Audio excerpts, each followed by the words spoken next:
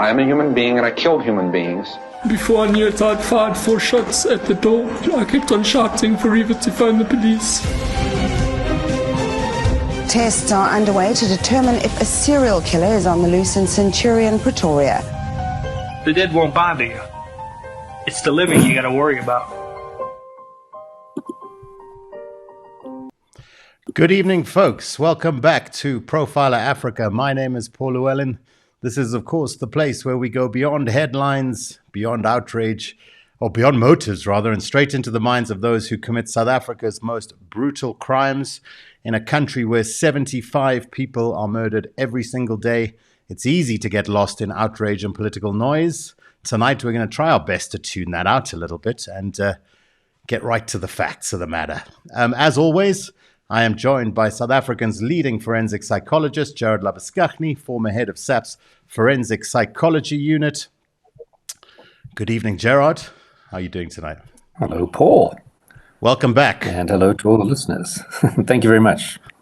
Back in the motherland. Back from Kimberley and back from Canada. Oh, yes. How were your trips? Is it nice to be back in Joburg for your kind of last stint in Joburg and then heading back? As crazy as our country could be, it's always very nice to get back home. Yeah, absolutely. And it's good to get used to the cold, Gerard. It's good thing that it's winter now. You need to get used to it. If you're into deep dive crime content that's not sugar-coated or sensationalized, hit that subscribe button, folks. Drop a like, and of course, join the live chat. If you want early access, bonus clips, and to help keep this platform independent, become a channel member by hitting the join button or using the link in the description. I put the join link in the description if you'd like to support the show, of course, and support the growth of independent media platforms like ourselves. Tonight, we are stripping away the politics and the propaganda and the fear-mongering around farm murders in South Africa and about crime in general. From Trump offering refugees status to Afrikaners, to Ramaphosa defending South Africa in the White House, to AfriForum and SAPS putting out vastly different numbers. It's become a bit of a circus, but how bad is it really? We're going to try and find out tonight. As far as I understand, about 0.2% of all murders happen on farms, but you'd be forgiven for thinking it was 90%, given what's been going on in the media lately. So who's really dying in rural South Africa and why? This week, we're going to try and be about facts. And then next week, we're going to continue the story and we're going to bring you some stories. We're going to interrogate some cases of farm murder as well. So we're going to do this over 2 episodes so that we can really talk this whole situation through in some detail. I'm sure it's going to make for an interesting discussion. Keep it respectful in the chat, please. Be nice, be opinionated. But be nice. We know it's a thorny topic. So enough of that. Let's get on to meeting our guest for tonight. He is a longtime crime analyst, the former head of the Crime Information Analysis Center at SAPS, one of the few people in South Africa who understands how our crime data is gathered, crunched, and communicated. And he is Dr. Chris de Kock. Good evening, Dr. de Kock. Good evening, and good evening to the viewers. Brilliant. So nice for you to join us. Okay, so let's jump right into it. Thanks for joining us. Thanks for taking the time, as always. We appreciate it. Guys, if you want to drop your questions, if you want to drop your comments, please feel free to do so in the chat as we go through the show, and I'll keep an eye on those, and we'll drop in your questions as we go. Before we dive into the actual topic, Doctor, I just want to give the audience a sense of your background. People are cynical about all aspects of this topic. So we want to understand kind of the source, essentially. So just introduce yourself for us and tell us why we should trust your insights into South African crime stats. Okay, maybe a very quick, in a nutshell, I'm a sociologist. I have a doctor's degree in sociology, especially focusing on crime and social pathology, as they call it. And then in 1976, I joined the Human Sciences Research Council, where I worked as a researcher, doing especially work on crime and also collective violence, that is now riots and revolutions and those kind of things till 95. In 95, I decided I must do something more practical, not just do airy-fairy research. So I actually joined the South African Police Service as the head of the Crime Information Analysis Center. Now, the Crime Information Analysis Center is the guys, today they call them another name. South African Police Service like to change names very often. But my predecessor, General Norman Sekakuni, is doing the same work. And what they are doing is they compile the crime statistics.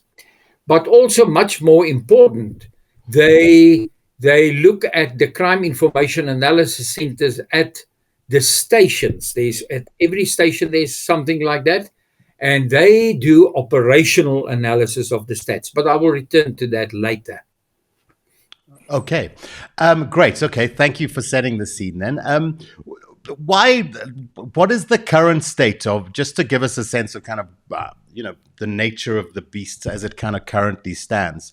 Do you have a sense of what the current status is of the research center? We often talk about on the podcast that various parts of SAPS have been quite severely, hampered over the last few years by some of the issues at SAPS. Why is the information that comes out of SAPS reliable, and is it currently? Look, it is actually difficult to say. I mean, I've left there now. I had to go on retirement at the age of 60, and that was about 12 years ago. Mm-hmm. Since then, I'm still doing analysis, but I'm not there, and I can't say. And, I don't want to inquire from people that I know there. But the issue is that for the last 12 years at least, some criteria, the Stats South Africa, who looks at all official stats of government, are actually evaluating that specific center within the South African Police Service.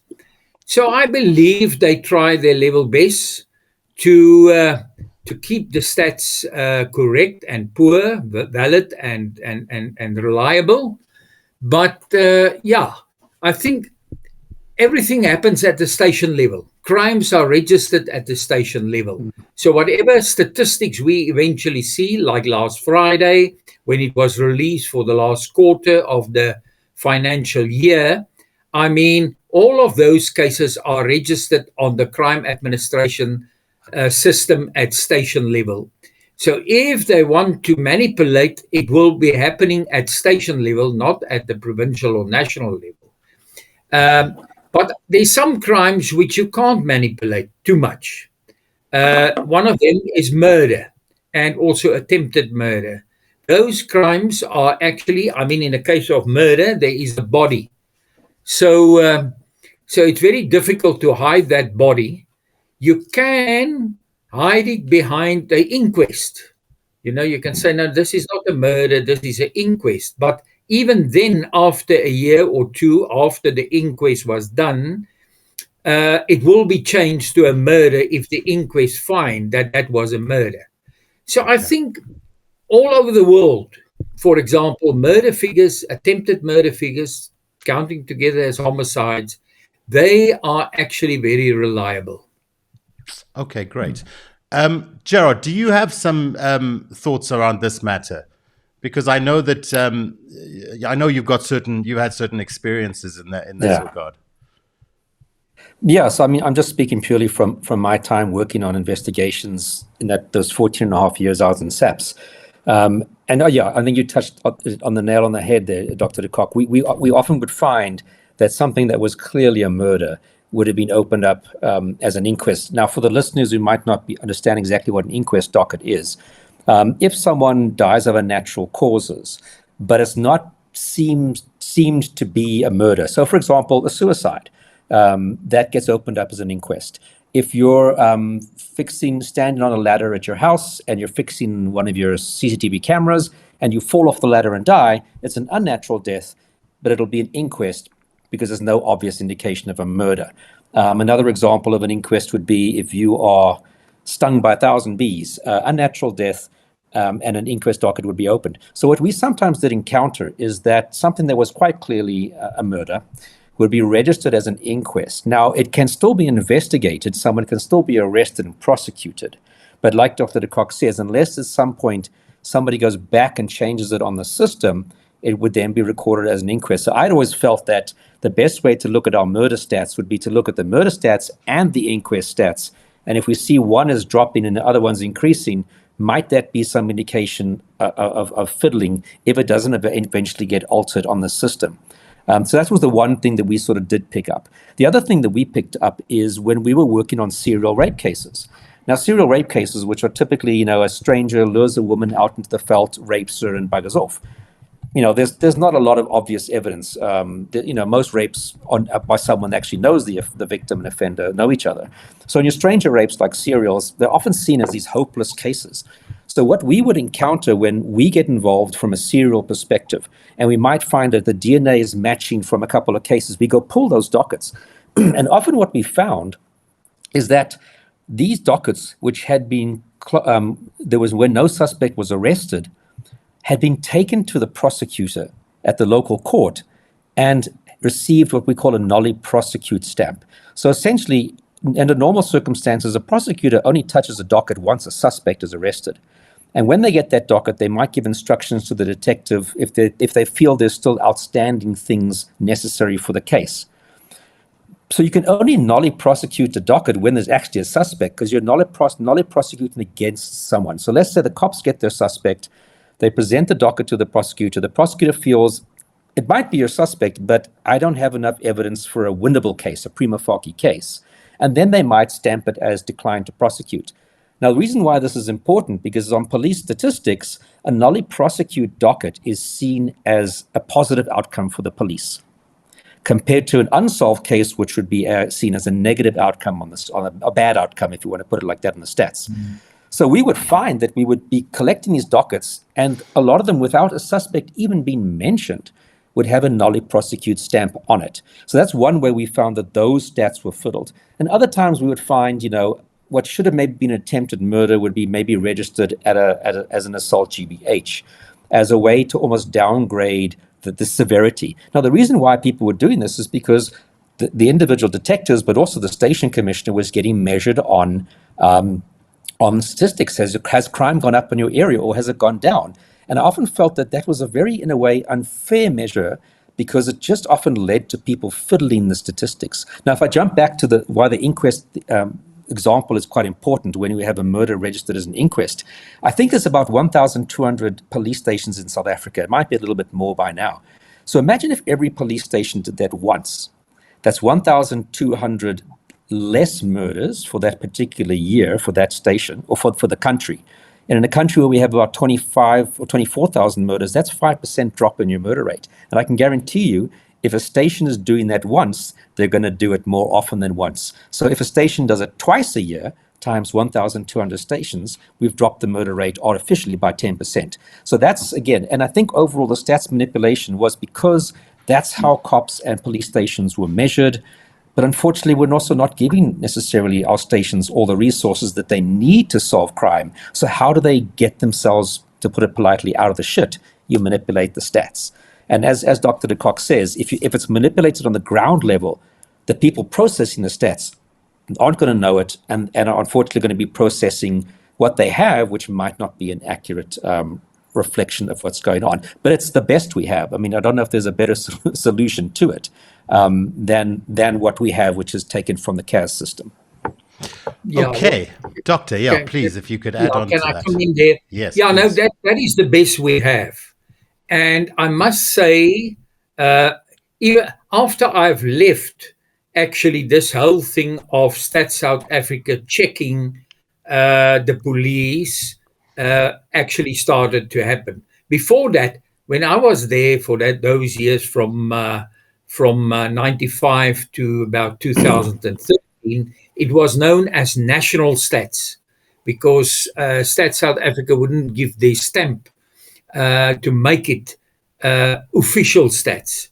Today, the police are one of the few departments, actually, I think one of two departments who actually have official stats. Most of the other stats of other departments are still national stats. So I think there is some checks, and if they identify somebody who are cooking the books, I can assure you they are facing quite serious disciplinary charges, because that is actually a contravention of the of laws guiding the finance in this country. So it is serious. But I agree with Dr. Labuschagne that clearly, or Professor Labuschagne, that clearly it can be manipulated at local level. We found, especially with property crimes, I had a team, and as far as I know, that team is still there. Maybe there's some other role players in the team, but that team is still there, and they are going around from station to station to inspect stations and see how the OB, the CAS, the dockets itself, and the registrations on the crime administration system are in line with each other. So this is the best we have. And I, especially when I look at stats, when they were released last Friday, the first thing I looked at was murder, attempted murder, robbery aggravated, carjacking, your serious crimes, because at least there I know there's no underreporting, because that's another factor. I mean, people underreport, but they won't underreport if it's a carjacking. If it's a murder, then they won't underreport. Okay. Gerard, do you have anything to add? And perhaps, just a comment. I mean, and again, I know people can be critical, but if you look at countries such as the United States, there they have literally 17,000 independent law enforcement agencies. It's literally impossible for them to have national statistics. So as critical as we might be, we're actually probably one of the few countries, or a handful of countries, or there are not many countries that can necessarily put together national statistics on this level. So I do think the fact that we have one police service where the United States literally has 17,000 and they don't talk to each other. They don't even have a national DNA databases that everybody has to submit their DNA to.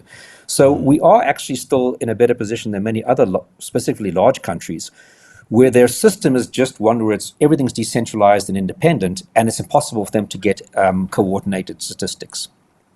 Yeah. Sorry. Can I also add, and this is quite a good development that we had for the last few years since the national minister was Minister Kele, and that is that we now have quarterly releases of quite detailed data.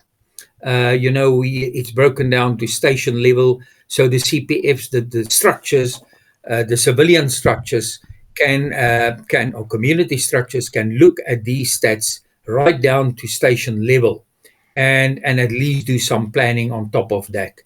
And even the briefing documents are quite detailed documents. They break down the possible motive or the possible cause of, for example, murder, attempted murder, and those crimes. Okay. I'm actually going to go to a question from Dr. Simone here. Are the stats audited independently? Is that in the process at all? Yeah, that's included in the process of Stats South Africa. There's some criteria. They have to audit it, and then also let's say I think they call it the CIMAC now. That's General Norman Sekakuni's structure, which was my old structure. That have also, I still have a team to audit it independently, to go right down to station level and compare dockets with OB book with the registration on CAS, which is where the computerization finds it. Would it be worthwhile here us talking a little bit about? I mean, we've spoken about how there can be hurdles in the process that need to be considered. Can you talk us through just what is the basic process of data gathering? Just talk us through just any of the nuts and bolts that maybe we haven't covered to this point of just how data is gathered in South Africa. Okay. when you go to a station or the station comes to you for a very serious crime like a robbery or a murder or an attempted murder, rape, if it's a serious crime, they will usually come to your house and then come and take a statement and so on and so on. Look at the scene and whatever. And send other people to the scene, like the forensics people. But when you go to a station and you register a housebreaking, or you register a car theft or a theft out of motor vehicle, they will listen to you. They will look at the elements of crime and say, yeah, this is a theft out of motor vehicle. And they will then open a docket. And on the docket, they will describe this crime. Well, they will in your statement, it will be described the crime, and they will then decide this is a theft out of motor vehicle. They will write it on the docket cover, a brown, file dossier and there they will write that crime with the code for the crime, and they will then and this they measure against a what they call the yellow book. Now, the yellow book is definitions, legal definitions, compiled by the late Professor Tertius Geldenhuys. And those definitions will then be used to check if this is really a theft out of motor vehicle. If it complies to all the components of that definition, it will be registered on the system as a theft out of motor vehicle. Okay. And that is then when, say, for the police themselves, if they want to look at it on a weekly basis at station level or at what level, they will ask for the different codes of the crimes, and they will then get a good idea of how many of each occur during that period of time. Now, I want to take it a little bit further, and that is why the proper registration of crime is of essence. It is absolutely important. Because at station level, that very same crime administration level, on top of it, there is what we call the BI, the Business Intelligence System. So the station should look at their crime pattern. They should call up on the screen of their laptop or their computer, they should get the crime pattern. In the old days, there were maps in the station, and then you put in, say, for example, pink pins and red pins and yellow pins for different crimes. Today, everything it's much better. And I mean, for the last 20 years, they can just call up a map of their station and they can get the hotspots for certain crimes. Say, for example, theft out of motor vehicle, the corner here in my precinct, the corner of the Villabua and Garsfontein. That is where theft out of motor vehicle happened, because people stop there in the evening, and then there's a handbag on the passenger seat or the back seat, and then the next moment a spark plug flies through the window, and the bag or the laptop or the cell phone is grabbed. Now that's theft out of motor vehicle, even if it happens at the robot.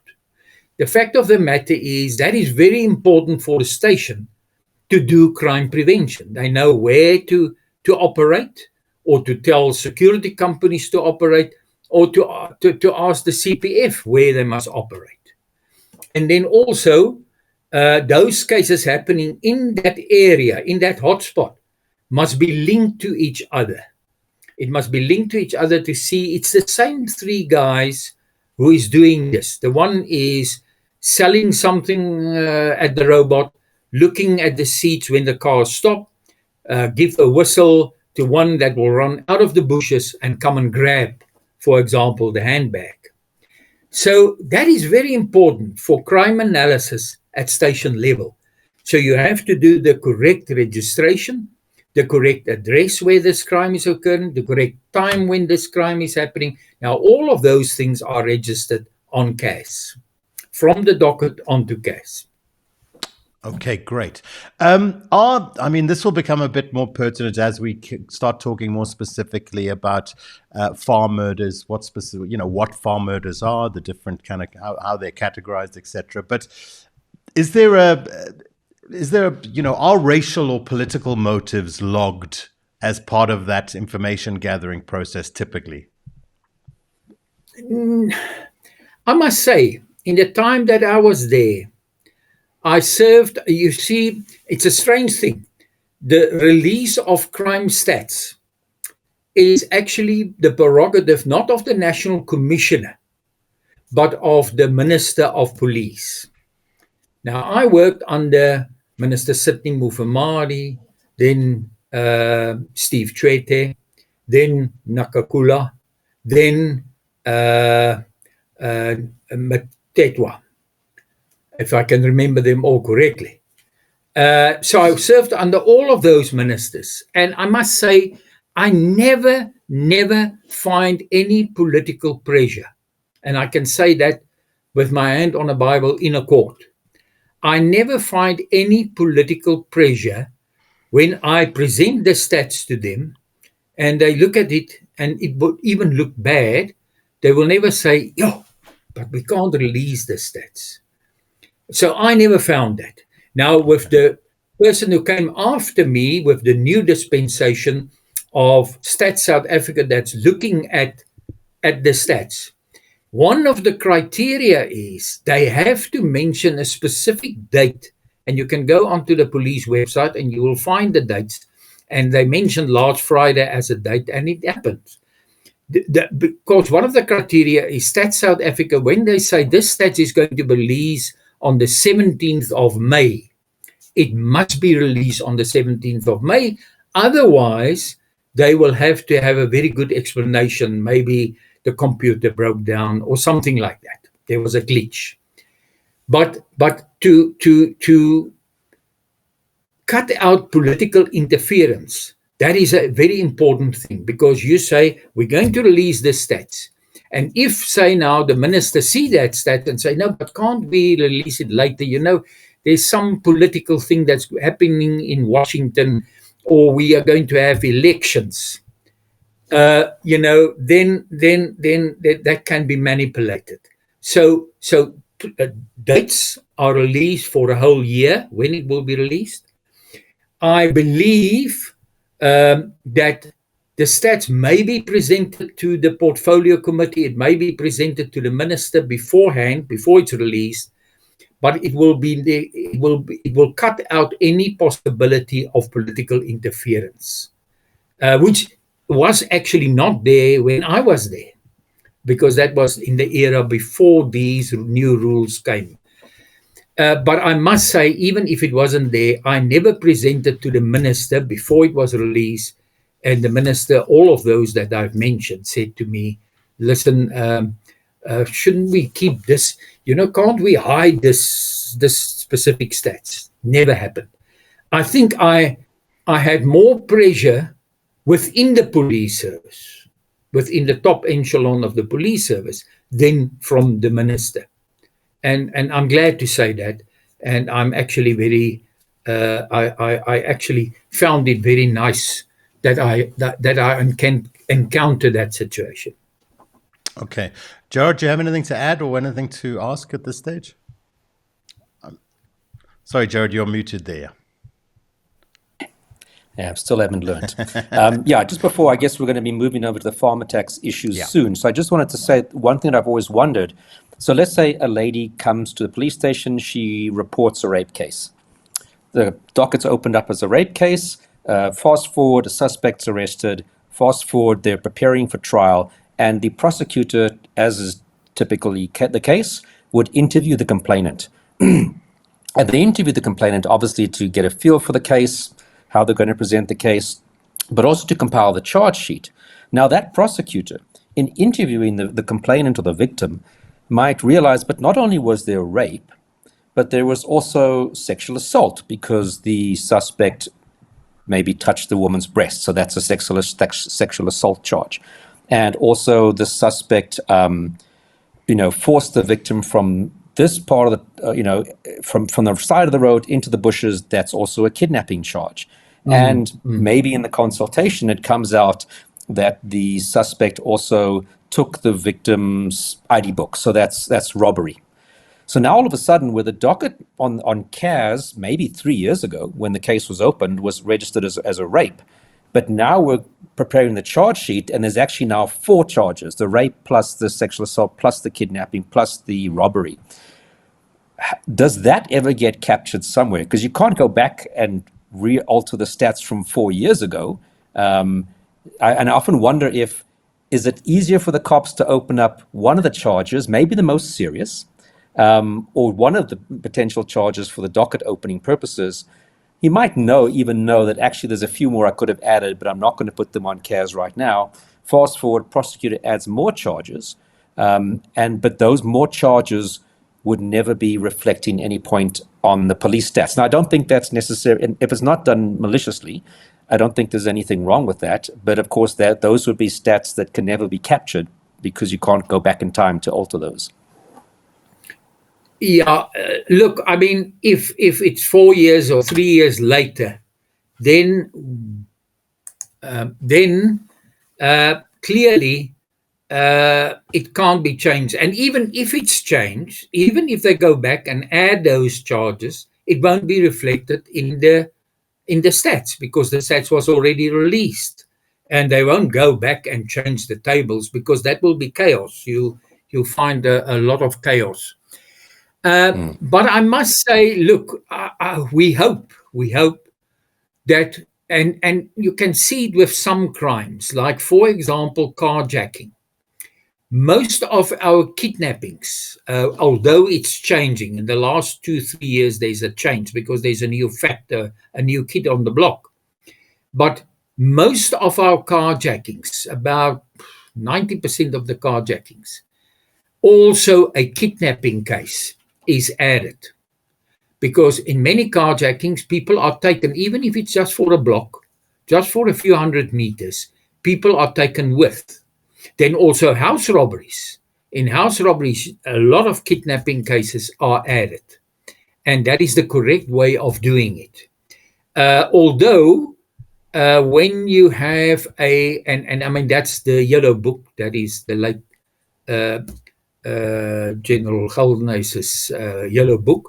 And I was part of that drawing up of that book. And somewhere, you have to take decisions.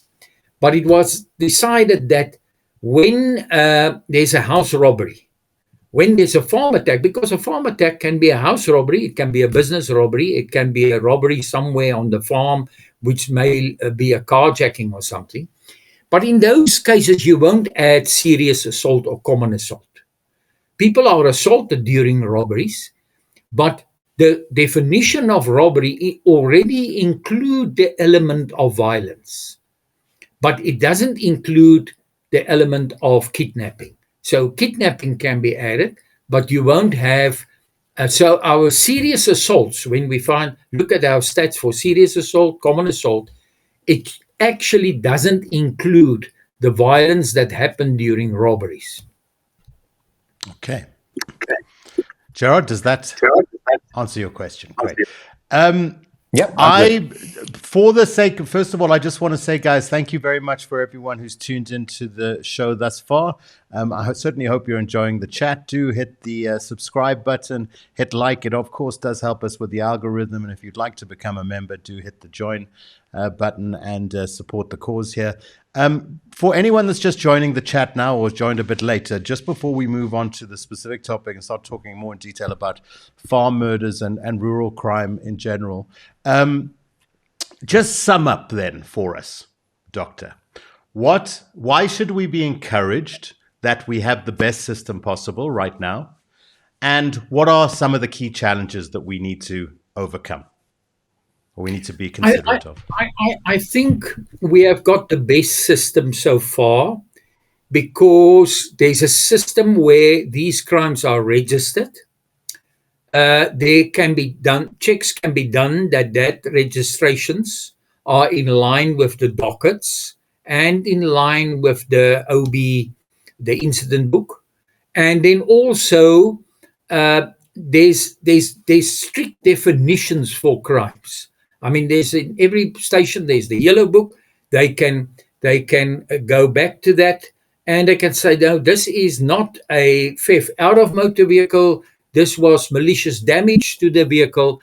And I must tell you, most stations on a Monday morning discuss their crimes for the last week. And in some of that, they may say, oh, no, this is not in line with the definitions. And they may then change it because it's just a week, few days after the crime. I think there's a lot of checks and balances.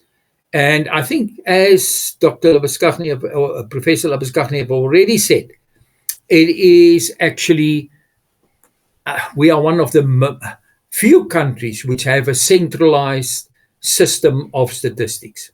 And what I like the best is it is released very regularly, quarterly, and there's a lot of information there which can be used by the civil structures to do something about crime. Okay, great. And then just key challenges that we should be considerate of, and that, the thing is, I guess especially now when we get into the farm murders discussion, people are going to be, they tend to, it's easy to inflate what the challenges are for the sake of your argument that it's a really terrible situation. So let's just be, what is that, those 2 or 3 points that we must be aware of that are challenges that we maybe do need to overcome? Well, I think maybe the challenges are that, if there's a weak station, if there's a station which can't properly control their crime, can't properly reduce their crime, all of those. And unfortunately, police are measured against their crime statistics. But it's a double-edged sword. On the one hand, you can say, no, we must stop that. There were some of my colleagues in the past which said, oh, no, we must stop this. We must not measure. There was even documents written by the ISS and so on, which say that we should not measure the police against crime. But unfortunately, if you stop to do that, I can assure you crime may just go totally haywire. I think the best years in our history, I'm not talking, from 94, 95, the best years of this last 30 years, where we had a reduction of crime, where we had a much better picture, was from 2002 to 3, that financial year, to about the World Cup, 10, 11, plus minus there. And one of the reasons was that the president then, which was President Mbeki, told the National Commissioner, which was the late Celebi, that they have to cut the murder for the violent crimes, the so-called contact crimes. They have to cut it with between 5 and 7% per annum. Now, there's some of my colleagues who said, oh, but that actually pushed the police to manipulate. But I'm not, I have seen it, and I don't think they have manipulated. And the murders went from 25,000, which is where we are back today, 25,000 down to just above 15,000. And then, unfortunately, came 2012, 2011, and people can go and look what happened in that year and thereafter. And unfortunately, we went from just above 15,000 back to 25,000. In the years before this last financial year, where we had at least a decrease, there were some years, 2 years, where it actually, the murders increased with a double digit. And that is when one doesn't control the whole situation. Okay. Do you feel that we can get back there? Are you optimistic? Oh, yeah, but it will take us quite a few years. I think it will, even if the current president or government comes and say, listen, cut your crime with 5 to 7%, especially your violent crime, your murders, your contact crime, your robberies. It will take us maybe another 7 years, 8 years. But we can with proper visibility, a repair of crime intelligence, which are in absolute disarray, because without crime intelligence, you can't fight organized crime. I mean, organized crime can only be fight through crime intelligence and specialized units. And then I must say, I think there's a big, major problem with our detectives. I think there's a lack of experience, a lack of, I would call it, guts. You know, you don't have the kind of detectives anymore which will push the whole case and come with a arrest as soon as possible. Yeah. Okay, great. So let's then dive into the topic of farm murders specifically. I mean, I think the best place to start is to talk about what actually qualifies as a farm attack. Okay. Now there, I want to take us a little bit back in history. At the end of the 90s, you know, the ANC took over in 94, 95, and the new police service were formed and integrated and so on and so forth.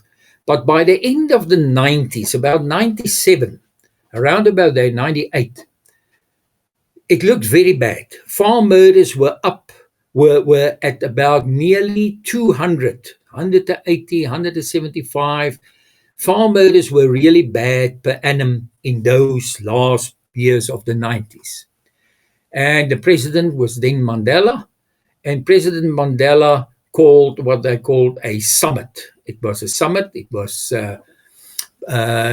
a summit or 2-3 day summit. And during that summit, it was decided that a certain strategy will be coined and that more information about farm murders. There should be a better system to get to good figures on farm murders. So the first thing where you start logically with that is a definition. What is a farm murder? What is a farm attack?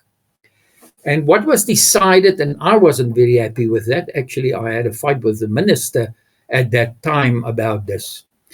And even with the next minister, was that farm murders will be all murders on commercial farms, you know, your bigger commercial farms, and also your small holdings. Now, if you look here at Pretoria, we have Kameeldrift. In Johannesburg, to the west, we have Muldersdrift, and that whole area there.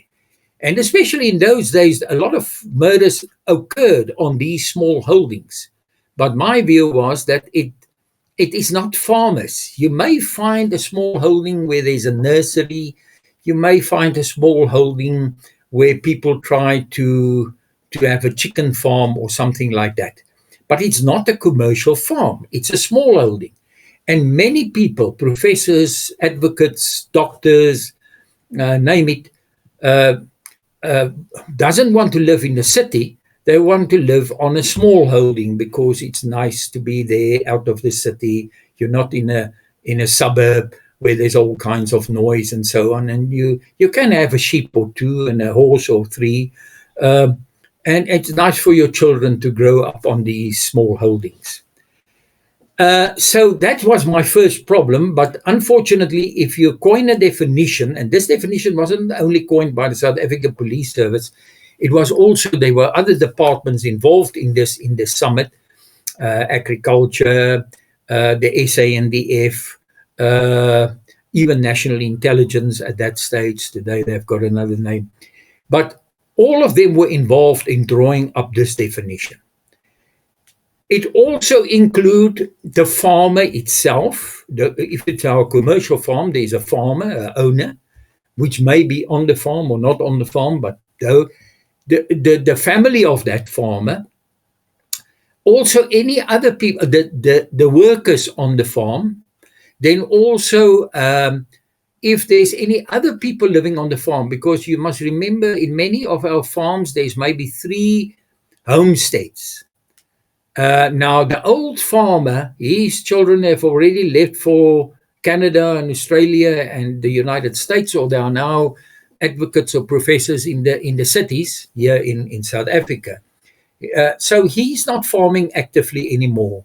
He rent out the land to other people who want to farm, and also he rent out these 2 other homesteads, the one that he's not using, to people from the town at a very affordable rent.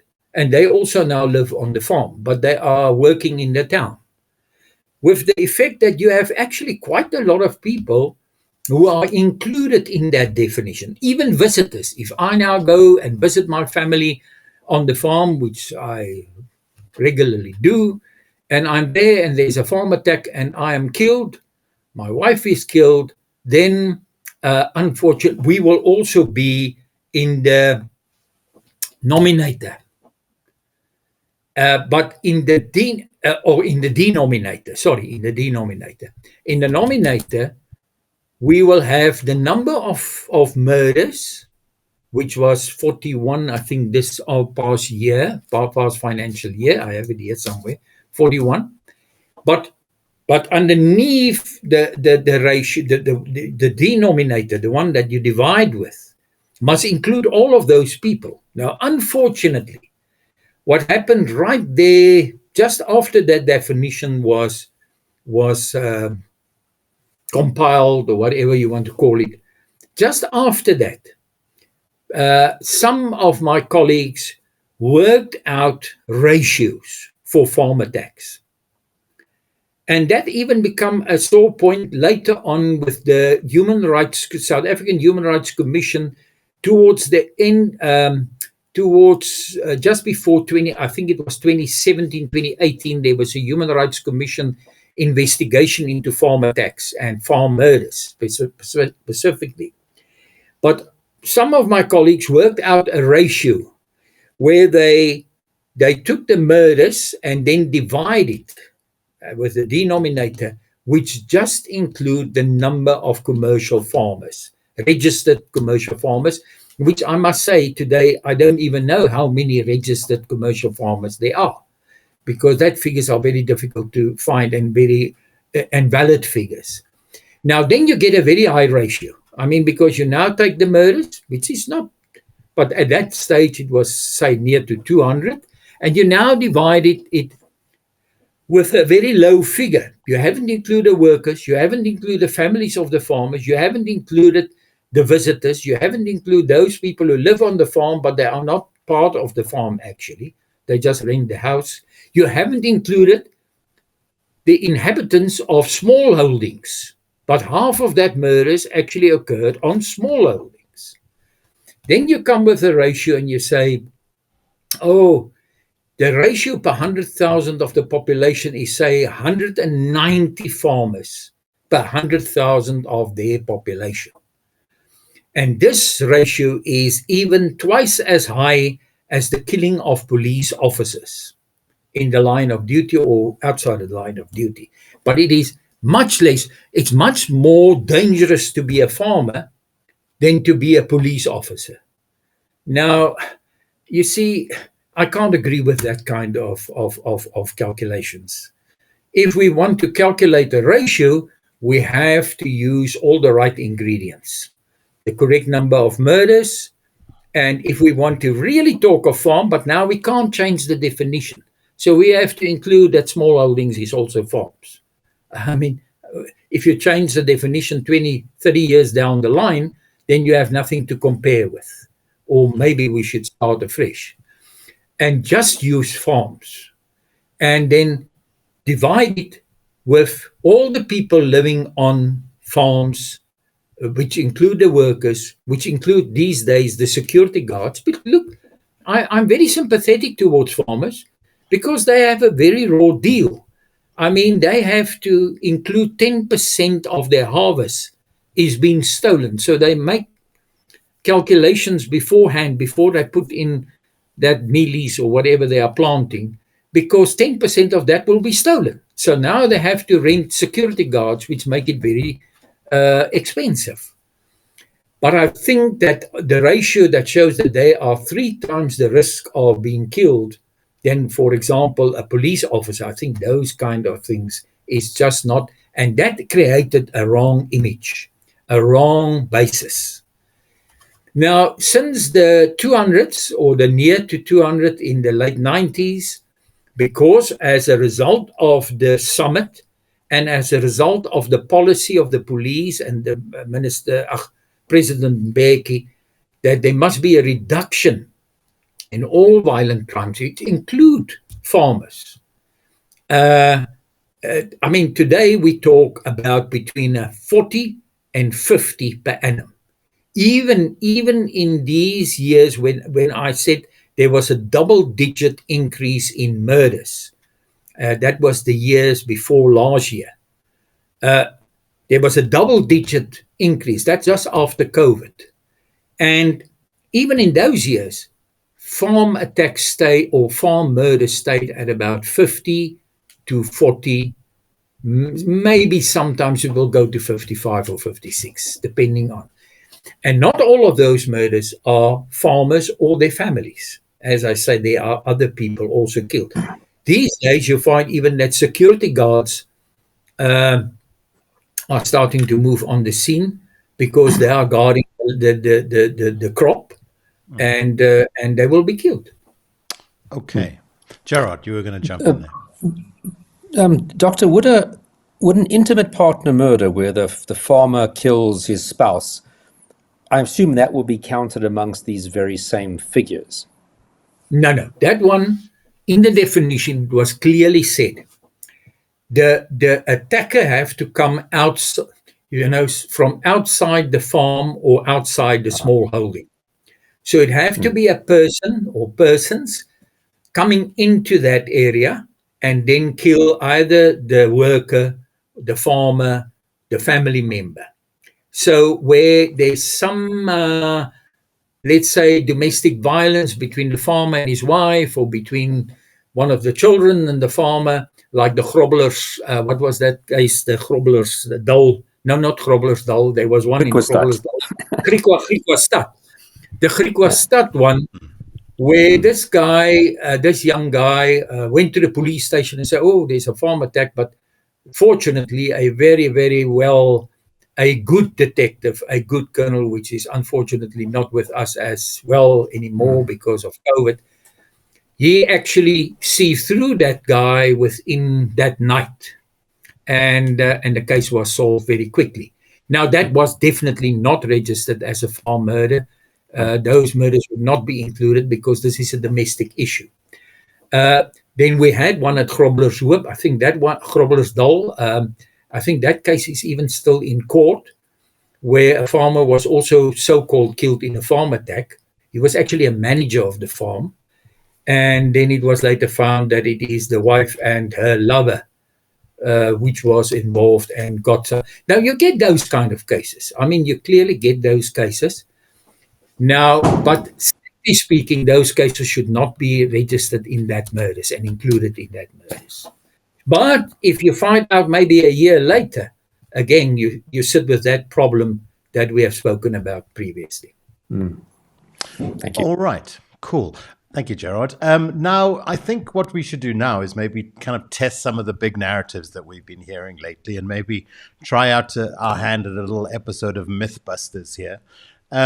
So I'm going to give you some. We'll talk about some of the themes that have come up recently, and then if you could maybe give us your commentary on whether or not that is a correct statement or an incorrect statement, and why.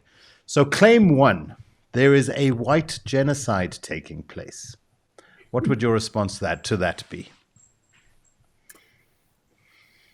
Well, I'm going to react first. No, I don't think there's a white genocide. I don't even think there's genocide of any. You can call anything that is happening in South Africa as a genocide.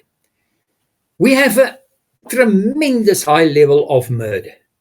It is a shame. It's actually, I think I haven't looked at it today, but I will do it very quickly in the days to come, because I want to go back to Google and see how we compare with the world. Now, at the end of the 90s, we were number one when it comes to murder, except those countries where there were full-scale wars. But we were number one. And if we look even today at our daily rate of killings, we may even compete with the war in the Ukraine. So yeah, our murders is so high that we can even say that we're in a sort of a low intensity war situation. But it's not a genocide. Genocide for me as a sociologist would be if there's a group, an ethnic group, ethnic subgroup of an ethnic, like the so-called farmers or Boers, or the whites as a racial group, or the Afrikaner as an ethnic group. If there was a deliberate, systematic attack on them and killing of those people, then it's a genocide. I think, clearly Rwanda, that was a genocide because it was the Hutus and the Tutsis. I don't want to stir something, but I think if we go to Gaza today, for me, according to my definition, we may have a genocide. So the issue is that is not what we have here. We have an unfortunate, absolute high murder rate, which something have to be done. And I think that was the correct message to convey to Mr. Trump and his government, and not that there is a genocide here. But he based that genocide on 2 or 3 pieces of information, which have nothing to do, for example, with the statistics. Point number 1, the speeches of Mr. Malema, which we have heard 1,000 of times in this country. I mean, I've got so used to it, I don't even listen to it. It may in future causes us big problems. But up to now, I can't see murders occurring because of what Mr. Malema is singing and dancing on. Secondly, he based it on the crosses on the road. I think it's near Newcastle, and then there's other crosses in a valley here near Polokwane. I don't think it's on the new road. I think they've changed the road there, but I've seen it quite a few times on my way to Polokwane, where you have crosses which are planted. There was a lady there in control of this business, and when a farmer died or there's a farm murder, then a cross is being put up there. Now that looks bad, and Mr. Trump added that this is a burial site of farmers which are killed, which is not true. The burial sites is all over the country. People are buried in their town or on their farm, not in Polokwane. And then the third one was the so-called newspaper reports that he handed over to the president. Now I hope the president or his office or maybe the police or the National Intelligence Agency or SSA would have taken that newspaper reports and looked at it and see since when they are dated, because I think some of them look to me like very old newspaper reports. When somebody asked Trump, now how long, what the period of this newspaper is? The last few days. Now that didn't look to me like the last few days. Yeah. So those three, it's actually interesting that a mighty country, I mean, the strongest country in the world, which have intelligence agencies like the CIA, the FBI, Secret Service, whatever, that is the information that the president have when somebody come and visit him. Yeah. I really think this is a political thing. I think Mr. Trump just want to have a genocide, not want to have a genocide here, but he wants to keep this myth that there's a genocide because of South Africa's case in the international court. I just think that is the connection and nothing to do with genocide. So let's put as well just kind of murder in perspective. What group of South Africans would you say is kind of the most at risk, especially of murder? I mean, who are the majority victims of murder in South Africa, if you were to break it down by demographics?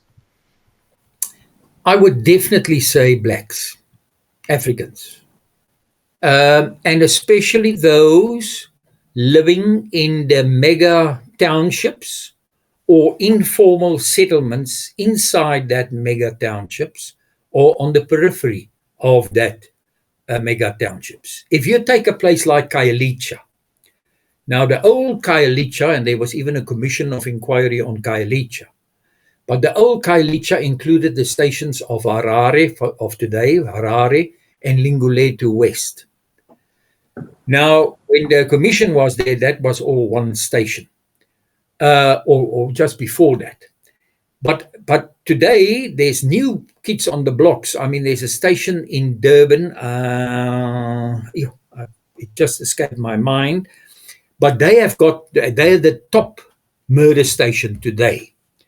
But Khayelitsha, even if you count their murder figures together today, they may even beat that station in KwaZulu-Natal.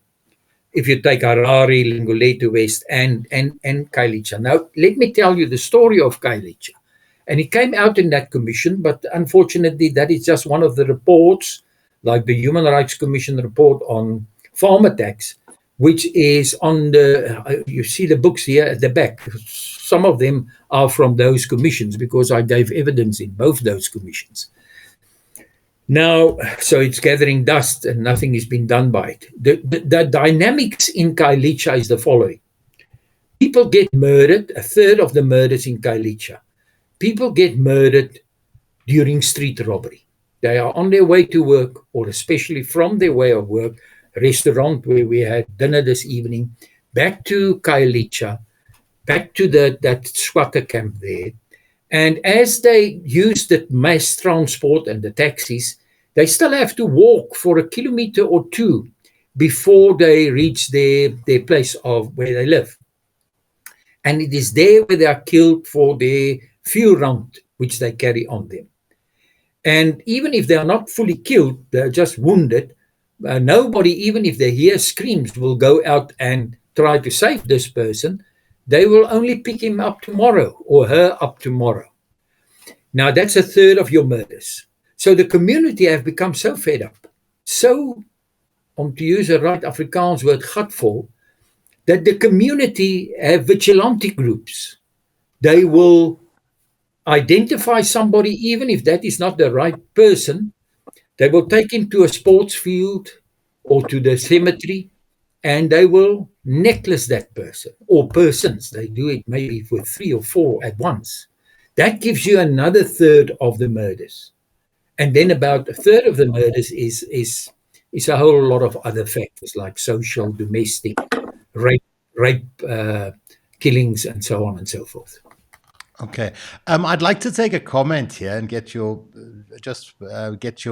thoughts on it from Yvonne Marie. The only statistics I will listen to is that of Ernst Roots. All these so-called other experts are just trying to sound knowledgeable. None of them made a real study of the true statistics. Now, you might have seen Ernst Roots. I know there's been a lot of him around YouTube and online, and he's been doing a lot of interviews internationally and overseas. What is your response to that comment, Doctor? Well, I can only rely on the statistics, which is released as the official statistics of South Africa, which was released for the last quarter just last Friday. And I during the weekend, I made lots of calculations. And that is the only statistics I can rely. I can only rely on farm murders, which are registered according to the definition of farm murders, and which was also released for that quarter last Friday. And which I say it's either 41 or 46, I'm not certain. And that include not only farmers, it include a whole group of other people as well, or different subcategories. Okay. So unfortunately, I don't know what research Mr. Roots have done. I can only do research and analysis. I prefer analysis because research is a little bit maybe deeper. But I can only do analysis of the figures which is released by the minister. And that brings me to the conclusions that I've already told you. I mean, clearly the most violence is against the poorer people in the black communities. Yeah.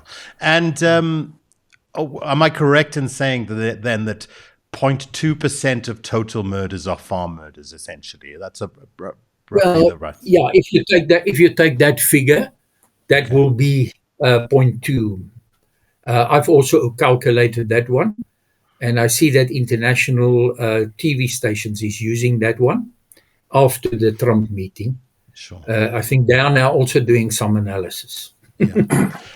I mean, this is a thorny political issue, and it does tend to happen. There is definitely, a major racial component to it. But we forget that, a large percentage of farm murder victims are not white. Well, that is unfortunately in this last release, the one that occurred on Friday, the minister, although he said he doesn't want to make any racial deductions, and it's not his job, and he doesn't want to do it, but he actually have to do it in the light of what happened in Washington. Yeah. He broke it down, and it was only 2 of those victims, of the 6 victims, which were indeed white, and the others were not white. Yeah. Okay. Then what about the claim that, or the idea that the government doesn't care? What would your response be to that? Do you feel like... You see, that's a different... Yeah, but that's a different issue. I know that the farmers, or some farmers, some agricultural unions, not all of them, but some of them are, since the 90s, they've asked it to the South African Human Rights Commission, they've asked it to various presidents and whatever, that farm murder should be prioritized.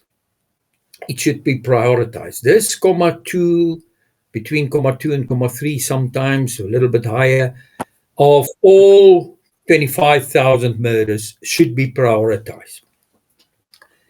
I have sympathy with that, because farmers, or farms, not farmers alone, but the farms as a business, produce food. And I mean, we all need food. So I can see that there is maybe some motive to say, let's prioritize. And I think if the government want to do something to sort of get out of this dilemma, and it's now a government of national unity, and we have a minister of agriculture, which is not part of the old ruling party. Well, there is no ruling party anymore. But, I mean, they must prioritize this murders. The only problem with that is then many other people can also step forward and say, we want our murders to be prioritized. People from, say, informal settlements can step forward and say, no, but all these murders happening in informal settlements must be prioritized.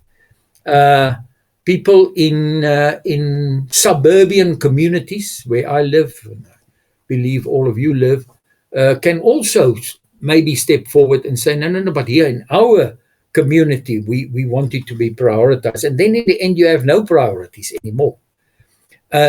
During this arguments about farm murders, there was a very strong, there was 2 movements which are very strong. Femicide, the victims of femicide, they wanted to be prioritized, and actually they have a very high priority. And then also people from the what you call the gay community, the GT, I forgot all the letters there, but they also said, but they are definitely victims disproportionately to other people. Yeah. Now again, you will have to, but then actually what you should do, maybe that is what the government, and I've actually recommended that in the Khayelitsha Commission. That was one of the recommendations which is now gathering dust, is that we should, when a murder occur and we know that this victim is part of this community or a farmer or people on farms, and these are doctors, medical doctors, that should then be included in the registration, so that you can deduct if these people are disproportionately the victims. Okay. Would it be fair to say that, I mean, I'm just looking at the chat, and thanks everyone. There's a great discussion going on there. It is a little bit difficult to, because, folks are posting some long comments on there. So it's a little bit difficult to bring some of them into the chat. But I think the one thing that's coming up is this idea that of underreporting and all of the challenges and problems, dockets disappearing, etc. Now, would it be safe to say that if that's happening with farm murders, it's happening with all murder? So if these issues exist across the board. So you may, in the chat, people may be bringing up instances of, farm attacks, et cetera, that are hindered by some of the systemic issues. But these systemic issues exist for all types of murder in the country. Definitely for all. But I think also one have to make a difference between underreporting and wrong registration by the police. So the first problem that you have with statistics is that people may not report to the police for various reasons. We don't trust the police, like in Kailicha, we'll do our own thing. We went to the police, but the police chase us away. There can be many, many reasons why people don't want. It's not a important case. They've just stole my whatever. And I'm not going to bother the police with this. But underreporting, I always say, even now that I'm a civilian and not in the police anymore, and I was 3 years now, I was a CPF chair here in Garsfontein. I always say to the community, don't come and tell me you didn't report to the police, because that is you as a civilian have to do that. Whatever you see, this crime may not be important. The police is not going to listen to me. The police is in any case going to close the docket before I left the front door of the police station. Don't use that. Because when I joined the police, I also had arguments as so-called harsh, a civilian coming in from the side and not being a police officer from after school. I spoke about underreporting, and they said, no. We don't want to even hear of underreporting. If people don't report to us, that's their problem. But I think more serious is if you go and report what that you see as a crime to the police, and they don't want to take that complaint, then you have to complain to higher authority, because that's a serious issue, and I think that should be addressed. And no police station should just chase a person away, except if they can show that person that what he or she thought was a crime doesn't have the elements of a genuine crime. Sure. I just wanted to ask you a little bit about motive as well. I mean, do we have a sense of the farm murder statistics? What percentage might be categorized? Because again, coming through the chat is this idea that, there's political motivation, maybe a racial motivation. For example, how many farm murders do we know are robberies, for example? Or, the motive is robbery. Right from the beginning there, when we had the President Mandela calling a summit, my section, the Crime Information Analysis Center, was asked to do what we call docket analysis. So we gathered all the dockets of farm murders at the provincial headquarters in every province.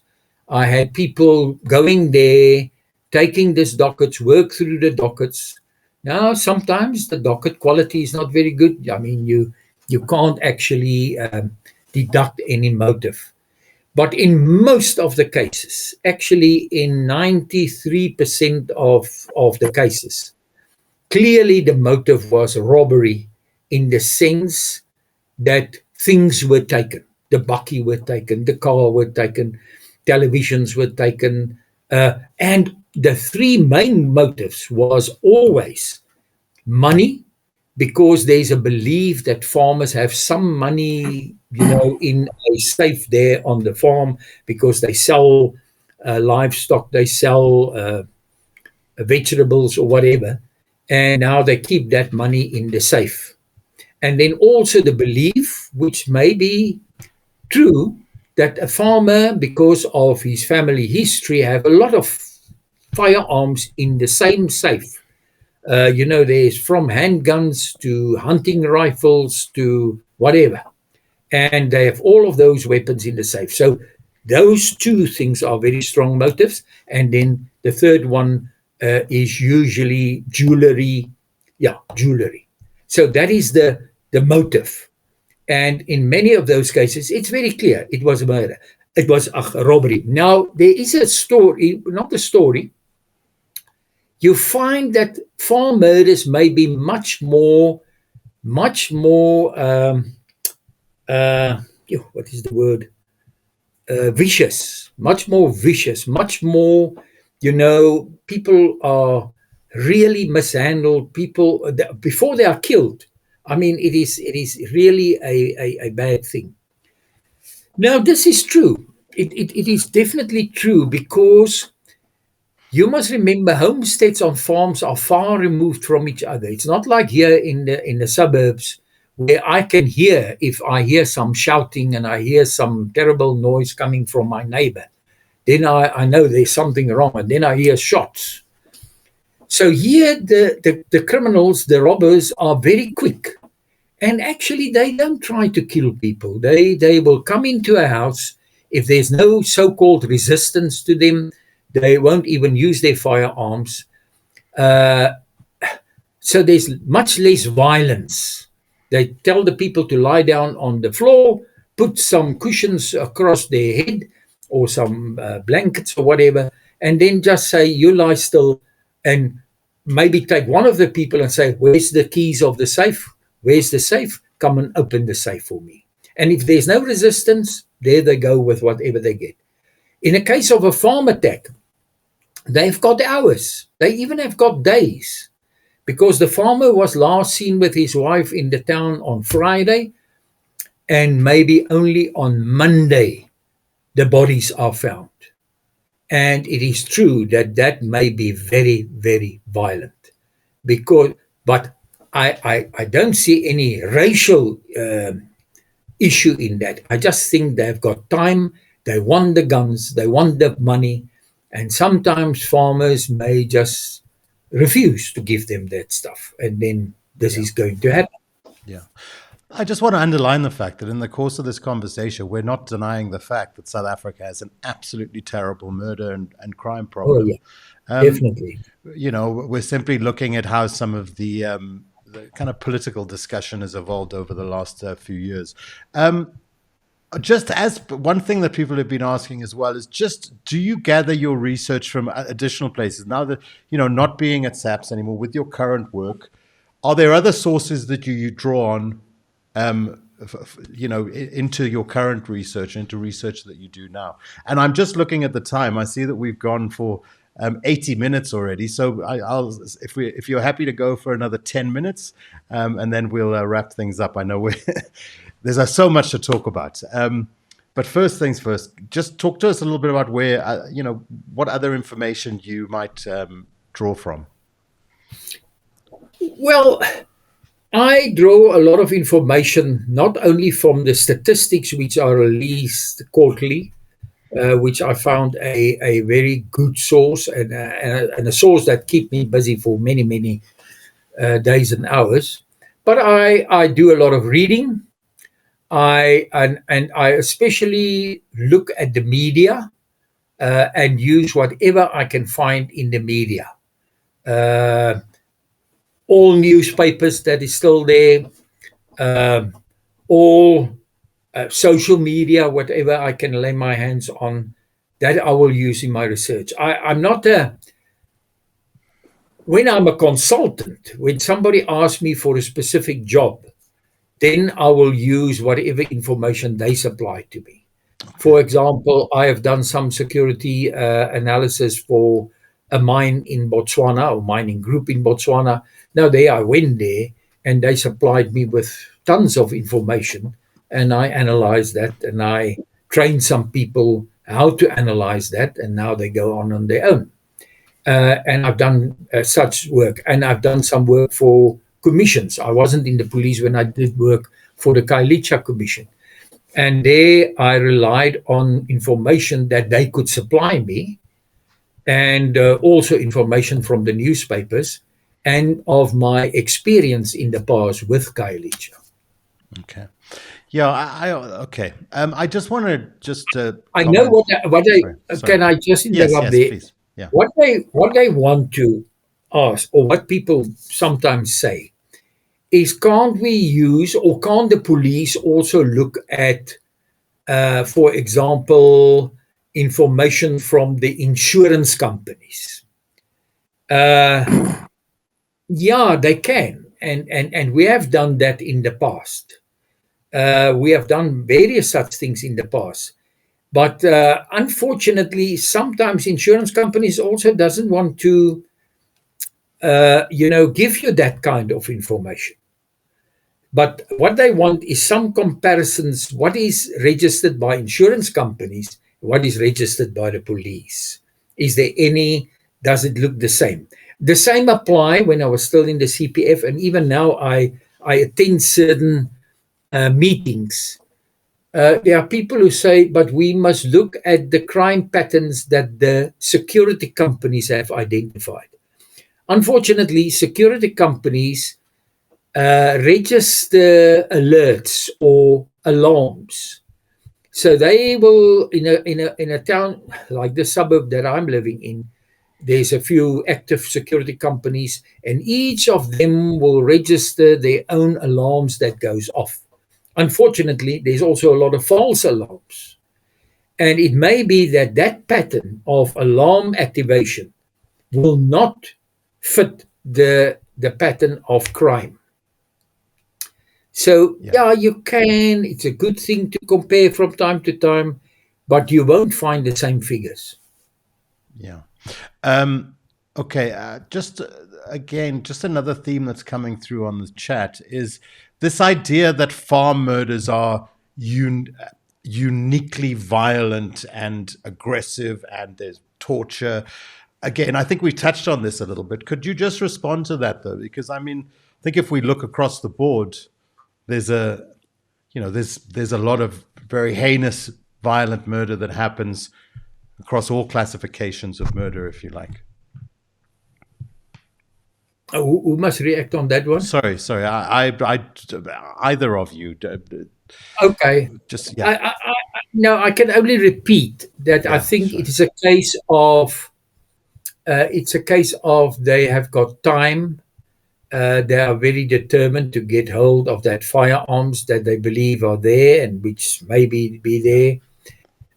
And you can never, cut out totally the fact of our history. It may be that somewhere in that violence, when the violence have started, that there is some feeling that this person or this person's family, have done wrong to my family or to my people. It may play a role, but that will be very difficult to determine that. Sure. Okay. Actually, there was a study done, unfortunately not published. And I don't know if it will ever be published by, I don't even know if I should know, but a person have done a very good study on farm attacks, where he interviewed, and I think this will give us an answer, where he interviewed a 21 or 23 farm murderers, as he have interviewed previously carjackers, and there was another person which interviewed CIT robbers. Because if you do that, then you may get much more of why did you do this? Why did you go to a farm? Why did you do this ugly deeds to this people there? But as far as I know, there's no indication that it is politically motivated or racially motivated. Yeah. It is a robbery, and the robbery goes very wrong because there's a lot of violence in it. Yeah, absolutely. And just to Susan, I think she says, I think the fact that so many people left South Africa is telling. I hear a lot of fringe arguments, but the fact is that many people feel unsafe and are looking for greener pastures. And that's undeniable. The fact that we are living in a country where crime has been on the rise and is a terrible problem that we all confront on a daily basis. Nobody's denying that. I think we're really trying to focus on where, who the real victims of crime are, where the percentages lie. Gerard, do you have any comments or questions? I've just got one more question, or let me just jump in with it first, actually, Gerard. Just this idea of the AfriForum and groups like that bringing out statistics and numbers. Why are there differences in the statistics that we see coming out of somebody like AfriForum versus SAPS? Just a comment on that. Okay, when I was there, and it went on after that, but I can't say at present. Somebody told me that this thing died during COVID, as many things have died during COVID. But there was a committee actually, one of my people, two of my people, and even representatives of the Defence Force, representatives of the intelligence agencies, and then the agricultural unions, especially to two large agricultural unions, but there was also others, had a committee, and they met. A smaller part of the committee meet on a weekly basis, but then the larger part of this committee met actually on a monthly basis. And they would have then looked at the dockets, which were registered as by farm murders were registered. And the Defence Force will say, no, but we know of another one, say in Groblersdal. And the agricultural unions will say, no, in the Free State, we know of two cases, which is not, we don't see them here. And then my people will go and check and then find the one that Professor Labuschagne have referred to earlier, that when you check the facts there, this is a case of, say, domestic violence or a hit arranged by the farmer or the wife of the farmer. That it wasn't a farm attack in the real sense of the word. This is or two workers that kill each other on the farm after they maybe had a party or whatever the case may be. So there was checks and balances of all the interest groups. Now, if they still continue with that checks and balances, that I can't say. That I can't say, because if that checks and balances is still there, and now AfriForum and Solidariteit and whoever is coming, Mr. Roots and whoever, and they come with different figures, that shows me maybe that checking of all of the interested parties are not there anymore. Or if it's there, they still don't trust each other. I mean, they compare figures, but then they come with different figures. I think there's some confusion. In the minister, I think it was the previous quarter, and that was the figures that he referred to. He said there's one farmer that was killed. That was the third quarter. And I went immediately and looked at the figures that was published, and it was one farmer, although the figures show a much higher number of people killed. But only one was a farmer. The other was security guards, managers, workers, and whatever. Now, the only thing I think that they can dispute is to show that maybe the police are trying to make this thing less serious by now saying, no, but it's workers, it's managers, it's security guards. I don't know. Okay, great. Gerard, do you have any final questions or comments for the doctor? Not necessarily for the doctor, just perhaps final comments from my side. I think I agree with what you said, that, I think this is one of these emotive topics that people have decided which side of the fence they're on, and no other information is going to convince them otherwise. That often happens in highly emotive topics.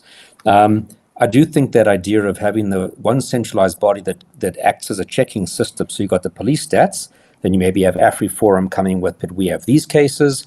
Those are collated to see whether they match the same definition of a farm murder. Is there a case number, etc.? Might hopefully give us potentially more accurate stats, or it'll prove the police stats are wrong, or it'll improve the stats in general. I think that kind of a body, if it doesn't exist anymore, should be. And I think people often, because it's an emotive topic, people think that as soon as you say it's not genocide, you're saying that there's not a problem. Those aren't necessarily two mutually exclusive points of view. There cannot be a genocide, but it doesn't mean that there isn't necessarily an issue or a problem, or that some of these might be racially motivated. So I think people often misunderstand those two concepts. When people say no genocide, you're saying, oh, there's not an issue taking place with farmers. I do think, and I agree with what Dr. de Kock says, that farmers obviously are very vital to the country's food security. And if we're not food secure and safe, we're dependent on other countries. And then other countries have a greater holdover of us. So should farmers be given extra types of protection? I think that's a valid argument. But the same could be argued for prosecutors, for policemen, for doctors working in hospitals, and so on and so on and so on and so on. And the list gets quite big. And we get back to the point of view is there's so many people who deserve special protection because of their job, because of their vulnerability, that it's too many people for the system to actually offer that kind of protection. So those are just perhaps some of my final comments on the issue from my side. Okay. And before we just ask for your final comments, Dr. Gerard, here it says from Shelley, I'm just going to put this up, and I'm not going to ask you to answer this now, but really as a kind of a setup to introduce next week's discussion as we continue the conversation and kind of delve into some particular farm cases and kind of look at the investigator's perspective. The question was, Gerard, can you give some sort of profile on the perpetrators of farm murders? So maybe just kind of do the setup for next week, Gerard, if you don't mind. Yeah, so personally I can't, because I never really worked on a lot of farm murder in my job in the SAPS with violent crime, but it didn't really often extend into farm attacks. So I wouldn't be the right person to venture to comment. And as I said, having someone who is an investigator of these cases might be someone who's feet on the ground and can give that kind of insight. Okay, so we'll be doing that next week, yes. So we just got a confirmed guest still, I gather, yes? Yeah. Is that correct? Okay, great. All right. Doctor, my last question is, what would be your, should we remember when we're engaging in media around this thorny topic? What would you say are the most important things for people to bear in mind? Maybe that's the question.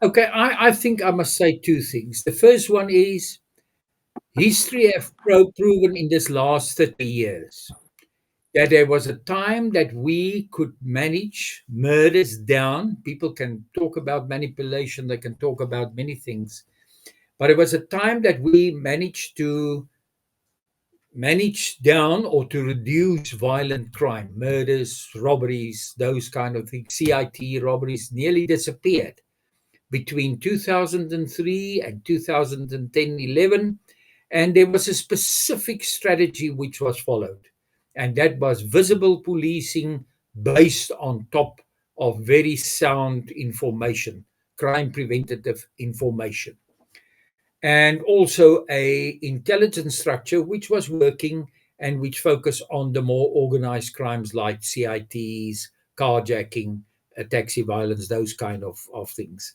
And that brought the murder figure down. And I think that can be repeated. I think if we can get crime intelligence right, if we can follow at each station, use your information and base your policing on top of that, it must have success. And then for 3 years, I was in the CPF. I think that a cooperation between the police, security companies, and the CPF structures, and the patrollers of the CPF, that can bring us such high visibility that you can literally push crime out of a precinct into another precinct, and then that precinct must do the same, and eventually it will become a high-risk undertaking for criminals on all kinds of crime. Okay, Fantastic. Well, thank you, Doctor, for joining us. Like I say, it's certainly been an interesting discussion. And I guess my takeouts from this conversation would be, first and foremost, that nobody's denying that we have a serious crime issue in South Africa. It's an extremely sensitive topic, this, which certainly generates very strong opinions from people across the board. I think we must acknowledge that overwhelmingly the victims of crime in South Africa are, the majority victims of crime and murder in South Africa are Black South Africans, in particular young Black men, who are also the majority perpetrators of violent crime in South Africa as well. And of course, Black women and children also. Look, it's a thorny matter, and I think it's going to be difficult. People have made up their mind that, this is a political issue. Then they've made up their mind.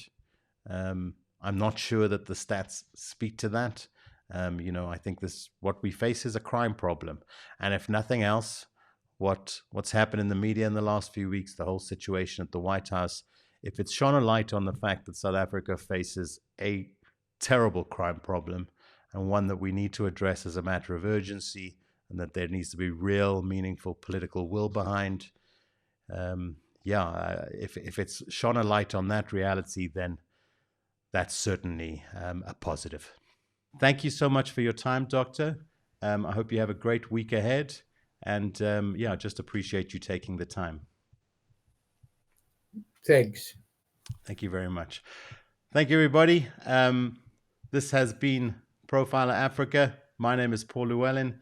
Thank you for all your commentary. Like I say, please do hit the like and subscribe button. I think we knew that this was going to spark a debate on the chat, and it certainly has. At the very least, we're having a good discussion about this, and that's always a positive thing. Thank you very much, everyone. Good night. I am a human being and I killed human beings. Before I knew it, I'd fired 4 shots at the door. I kept on shouting for Eva to phone the police. Tests are underway to determine if a serial killer is on the loose in Centurion, Pretoria. The dead won't bother you. It's the living you got to worry about.